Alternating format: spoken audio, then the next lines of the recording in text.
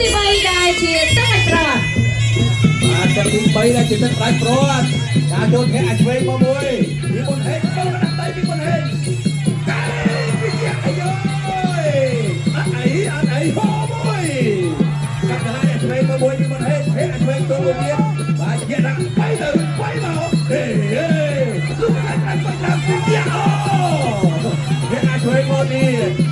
ជាអត់អូទេគាត់ជឿក្រៅវិជាហើយជួយទៀតកាប់ដាច់វិញពីមុនហេអ្នកអាចវិញមកមួយទៀតកាប់កែវិជាទៅដើរចូលកាប់ទៅបាច់ស្លាប់កាប់ចានស្លាប់មួយកាប់ទៅបាច់វិញជួយស្លាប់វិជាលោកអត់ស្លាប់មកមួយអត់អីទេអត់អីផងជួយស្លាប់មួយវិញបោះជួយឆ្វេងទៀតឆ្វេងទៀតអត់អីទេក៏បានអូមើលអាក្រហមទេផ្ទះដៃមិនហាន់ពីហើយដើរចូលទៀតដើរចូលកាត់តឡាឆ្វេងគាត់ទៀតក្រោមចូលទៅគិតអីយ៉ាទេ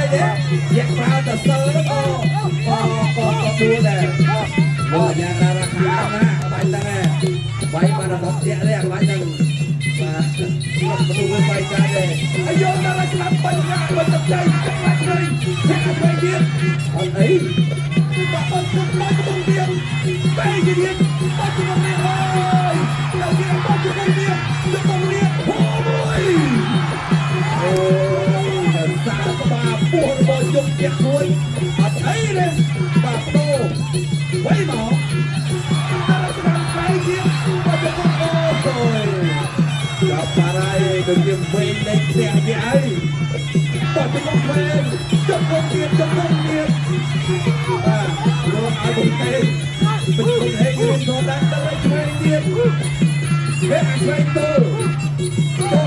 ស្រាបមួយលោកវិញបាច់ស្រាពីយ៉ាហួតបីទៀតលោកអាស្រាហើយទៅដល់ជុំបុកហេទៅហើយបុកហេរៀនឲ្យលក្ខណៈដែរបាទតែមើលទៅតោស្រុកទៀតវិញអីយោយ៉ាបាច់ចាប់5តួន